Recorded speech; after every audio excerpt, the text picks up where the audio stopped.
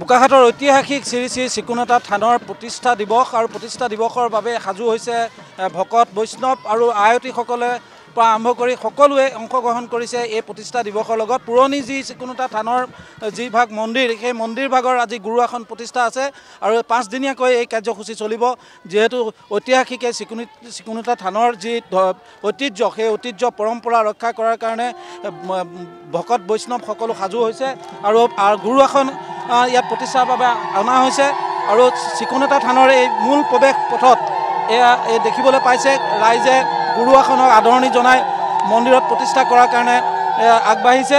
মই প্ৰথমতে অমৰৰ জৰিয়তে দেখুৱাব খুজিম, প্ৰথমতে গুৰু আসন ভাগ মই দেখুৱাব খুজিম, কাৰণ এই নতুনকৈ গুৰু আসন ইয়াত নিৰ্মাণ কৰা হ'ল আৰু সেই গুৰু আসন আজি প্ৰতিষ্ঠা হ'ব।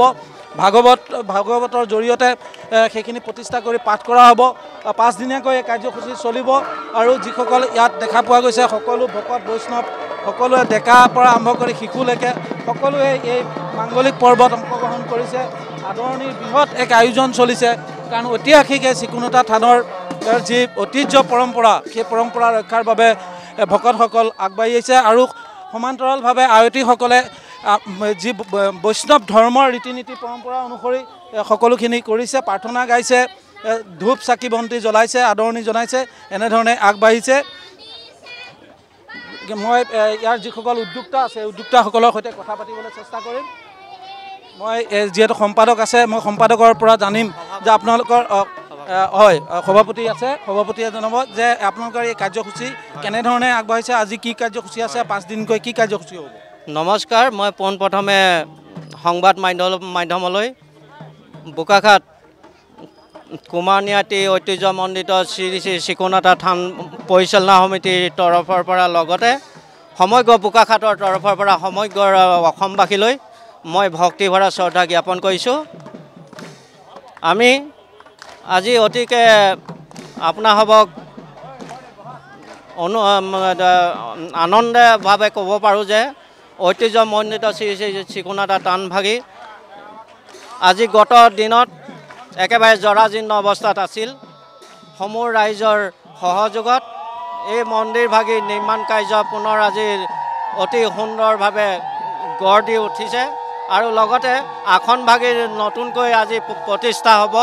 এই আসন ভাবি আমি চিকুণতা থানৰ মূল তোৰণৰ পৰা আমি সমূহ জাতি বৰ্ণ নিৰ্বিশেষে সমূহ ৰাইজ আই সমাজৰ সহযোগত আমি অনায়নৰ কাৰ্যসূচী হাতত লৈছোঁ আৰু এই কাৰ্যসূচীত মই অনুৰোধ কৰিম মই সমূহ ৰাইজৰ শান্তিপূৰ্ণভাৱে তেখেতসকলৰ নিজৰ নিজৰ দায়িত্ব বুজি এই অনুষ্ঠানভাগি সাফল্যমণ্ডিত কৰিব বুলি মই অনুৰোধ কৰিছোঁ। লগতে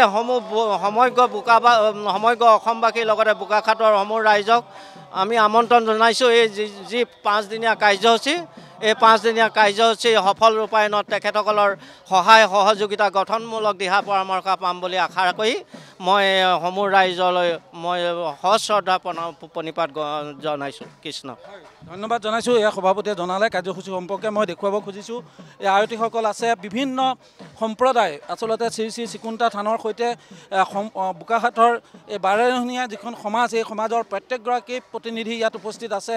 আমি দেখিবলৈ পাইছোঁ বেংগলী সমাজৰ প্ৰতিনিধি আছে, ইয়াত দেচুৱালী সমাজৰ ভোজপুৰী সমাজৰ প্ৰতিনিধি আছে, নেপালী সম্প্ৰদায়ৰ প্ৰতিনিধি আছে। ইয়াত সকলো ধৰণৰ জাতি বৰ্ণ ধৰ্ম নিৰ্বিশেষে সকলোৱে ইয়াত অংশগ্ৰহণ কৰিছে আৰু ইয়াত সাধাৰণতে শ্ৰী শ্ৰী চিকুণতা থানলৈ যিসকল আমাৰ স্থানীয় যিসকল ইছলাম ধৰ্মী লোক তেখেতসকলৰো ইয়াত সহায় সহযোগিতা আছে। গতিকে এক সম্প্ৰীতি সমন্বয় বাৰ্তা লৈ শ্ৰী শ্ৰী চিকুণতা থানৰ এই প্ৰতিষ্ঠা দিৱসৰ কাৰ্যসূচী আগবাঢ়িছে আৰু যিখিনি পুৰণা যিখন থান এই থানখনৰ নতুনকৈ নিৰ্মাণ কাৰ্য সম্পন্ন হ'ল আৰু তাৰপিছত গুৰু আসনৰ প্ৰতিষ্ঠাৰ জৰিয়তে শ্ৰী শ্ৰী চিকুণতা থানৰ প্ৰতিষ্ঠা দিৱস উলহ মালহেৰে উদযাপন কৰাৰ কাৰণে ভক্তপ্ৰাণ ৰাইজ আগবাঢ়িছে।